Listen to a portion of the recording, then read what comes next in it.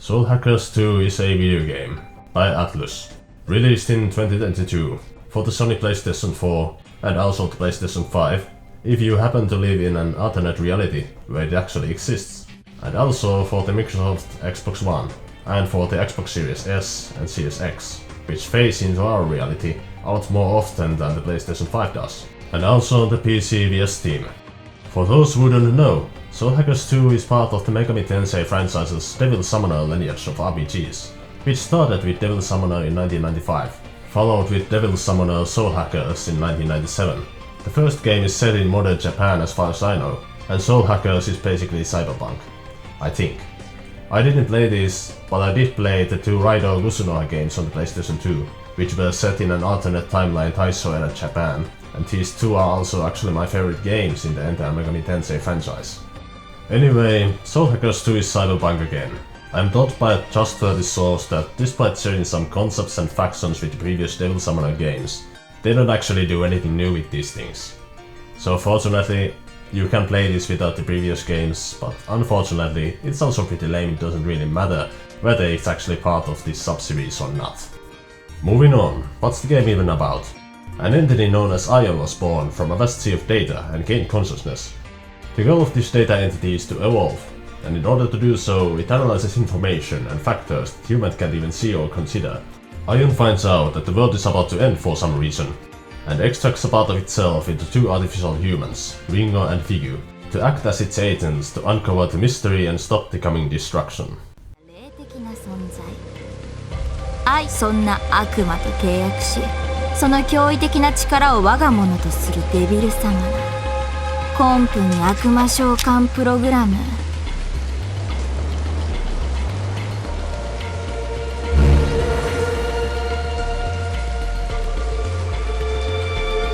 これが私の戦力ってわけだね。Ringo here is the actual player character. Ringo and Figu go after their leads only to find them dead, so Ringo takes the very risky route of soul hacking them to bring them back to life, to both prevent the trail from going cold and to get some allies. The three resurrected Devil Summoners are gathered together very early into the game to tag along with Ringo, all for their own different reasons though. The characters are a fun bunch. Ringo is sassy and radical, willing to take risks to progress. Her approach to both people and the task at hand are an entertaining fit for the lead of a story like this. Figu in contrast is more conservative. Among the three Devil Summoners, Aro is a stoic and mostly sincere person. Might be seen as a bit too much of a basic good guy by most people, but I appreciate he's here. And he strikes a good contrast with the others. Milady is a cynical but also a very human character, something I won't elaborate too much on if you want to actually play the game. These two are basically representing law and chaos, and between them holding the neutral spot is Saizo, the aloof freelancer. It's enjoyable to watch the interactions between the cast, and the ensuing calms and storms in chemistry feel sincere and real. The hangout events even highlight how these characters had their own lives beyond the events of the game, their own ways of living. Having a small cast interact in various combinations together like this is fresh when a lot of RPGs limit these kinds of interactions to mostly between the player character and a party member. The sense that these characters' lives aren't revolving around Ringo highlights their individuality.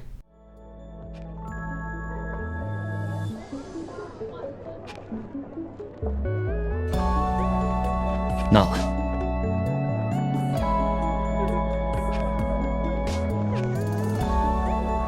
あのね。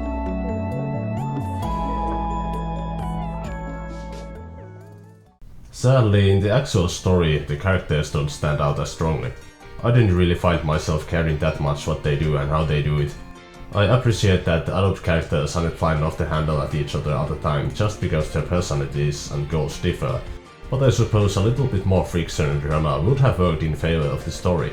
In theory, all of the characters have good story arcs, but somehow the impact and vigor it's supposed to have doesn't quite come true. The main narrative overall doesn't leave a strong impression. It varies between obvious and vague. The clear goal of beating the antagonist doesn't really call much to question, and by the time the game tries to present the conflict as deeper, it no longer has the time or energy to do much with it. There's a good theme about the pain of life and how to process it, something I myself would normally resonate well with. But the execution is lacking, even when they've got pretty good visuals and character animations backed up by quality voice acting here. ミレディに絵本をせがんでた子は、あの子があんなに笑うところを、俺は今まで見たことがない。Part of the issue would be that the game loves to tell but doesn't have the resources to show much. Sometimes telling and not showing is not the wrong way to go about it, but telling to the same effect as showing is always more difficult. The characters constantly going on about how morally grey and dark and difficult their summoner lives are even manages to make that part of the story seem pretentious. You rarely see the painful world the characters are living in, only echoes of it, and that destroys both the stakes of the story and the emotional impact of it. I know some people who would not agree with me on the quality of the narrative, so it's difficult to recommend for or against the game based on that alone.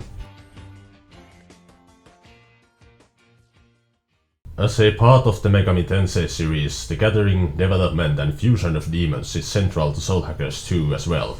Each summoner starts out with a weak demon, not locked to their particular summoners however. They can be equipped to anyone. The equipped demon determines the damage attributes, strengths and weaknesses, usable skills and bonus stats of their summoner.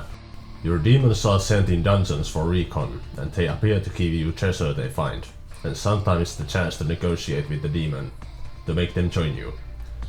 What these demons are can be completely random, but limited to the roster of demons the dungeon has. Or you can increase the likelihood of obtaining certain demons by defeating many of them in battle. This is a sort of tediously roundabout method of demon negotiation, as in most of the games in this franchise, you simply talk to them in the middle of the battle. I assume they had time constraints, as there's no proper negotiation system to the game. The demons ask you for something, and if you agree, they join you. Decline, and they will leave. Negotiation systems in other games involve actual negotiation.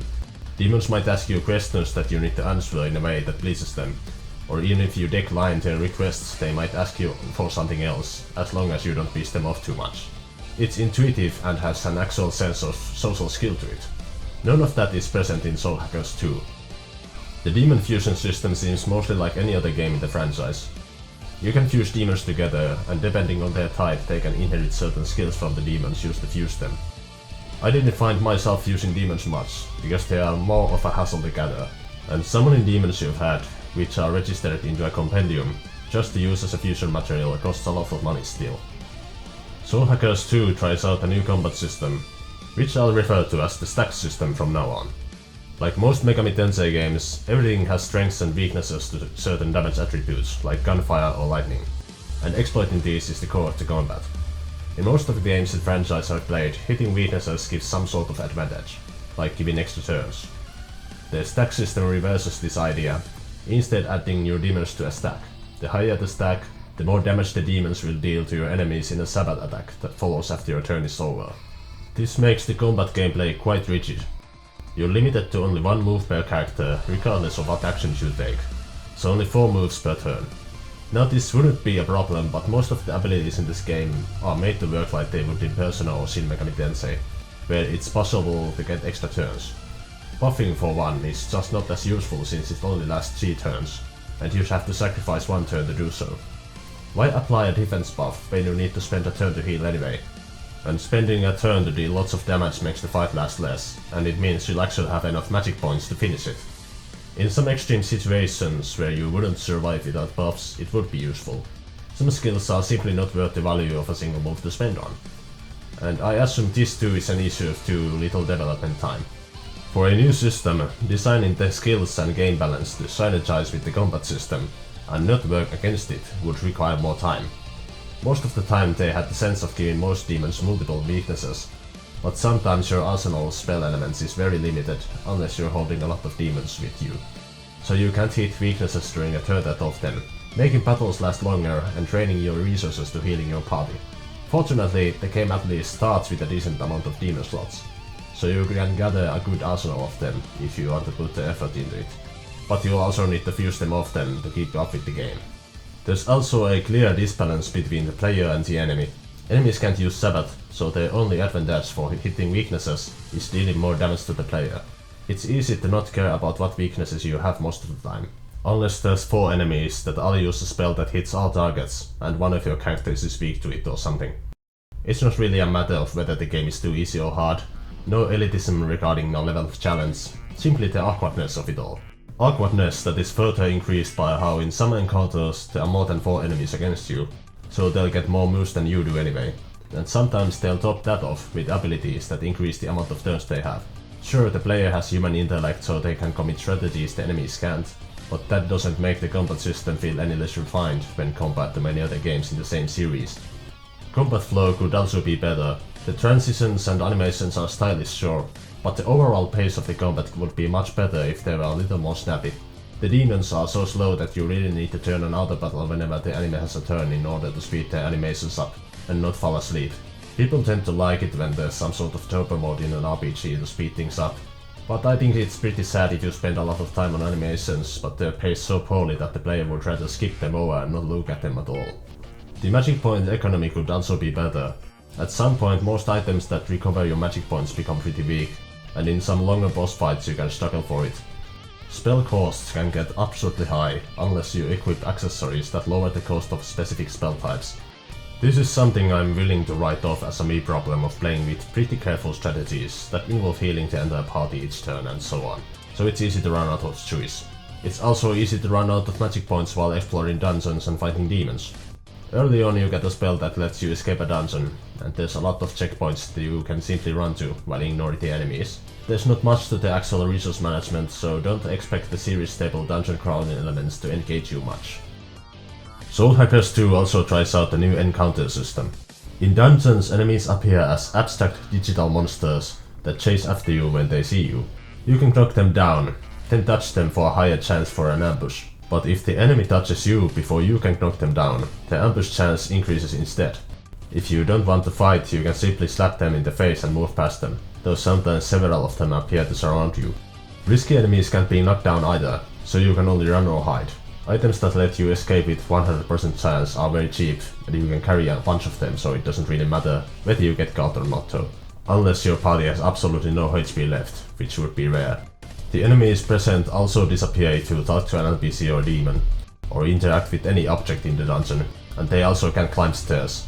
The system is very unrefined. It's like it has the worst points of random encounters and enemies on field together in one. It's annoying when enemies appear out of nowhere, but you also have to interact with them and choose how much you want to battle in the first place. What makes it even worse is that Figu's cute recon Laul is always yelling at you when enemies appear, and it gets very tiring to listen to. It's a very pointless feature when you can hear enemies appear anyway. I have stereo audio, you know.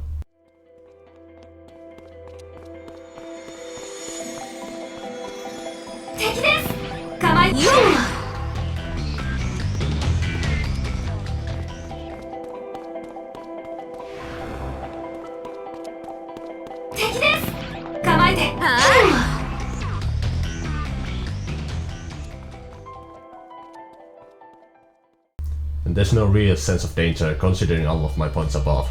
It's more like comedy if anything else, but the joke repeats itself too often and you stop laughing.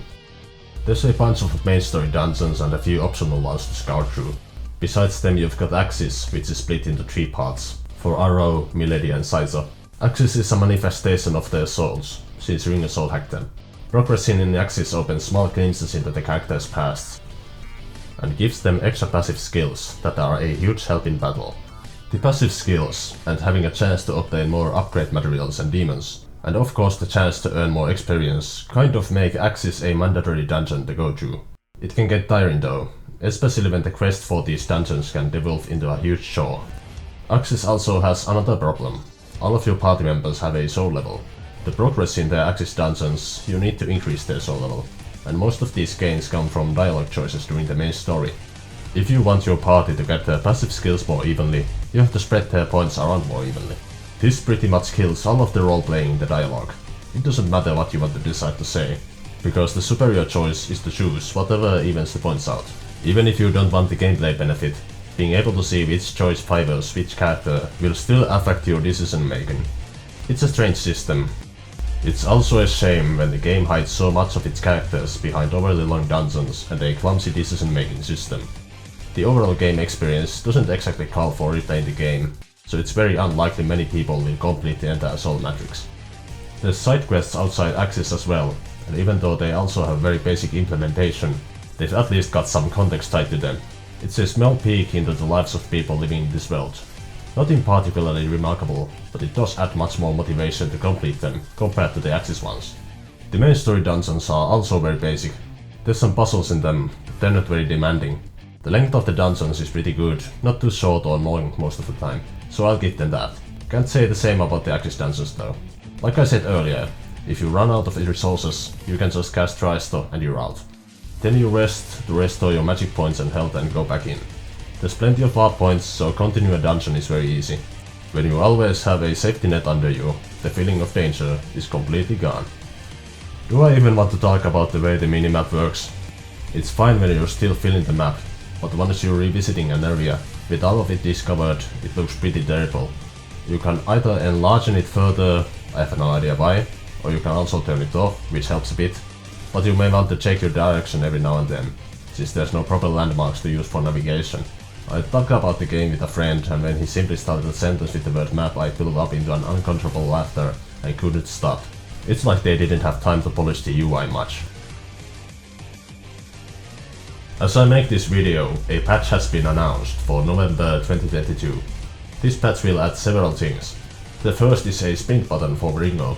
Currently you can only sprint after you obtain it as an ability from Milady's Axis dungeon, and it's a limited time ability that takes 10 SP to cast. This ability will be replaced into one that makes enemies unable to see you for a limited time, and dashing will become a permanent ability. There will also be a high speed mode that you can use in battle to speed through animations faster, including your own. They're also adding 4 new demons into the game, and doing some other little changes. An earlier patch also added some camera options. Before I even started playing the game, I set Ringo's position in the center of the screen and pulled camera distance to maximum. Otherwise she would fill half of the left side of the screen. I also recommend you set loading screen tips either off or so that you can advance past the loading screen after a button prompt. It will apparently show the loading screens plenty. I suppose there's not much else to say about Soul Hackers 2. It's a good looking game, but it's an extremely compromised one. The main story campaign lasts maybe 15 to 20 hours at best, padded to maybe 34 or 40 hours with side content. A 20-hour RPG would be fantastic with a satisfying story and engaging gameplay, but Soul Hackers 2 doesn't quite manage that, and the side content is semi-mandatory if you want to have more abilities and powers to tackle the harder bits of the main story. In many spots where quality of life is not needed, the game uses those features to smother immersion and challenge, and where it would be needed, it's not there. There are unrefined attempts at new gameplay systems that don't end up as engaging as they could have. Overall, it feels like Soul Hackers 2 was made with too little time. Another Megami Tensei game that's not Shin Megami Tensei or Persona is something I've wanted Atlus to make for a long time, but the results are disappointing, and I frankly lost most of my hope for the studio now. Soul Hackers 2 is not easy to recommend.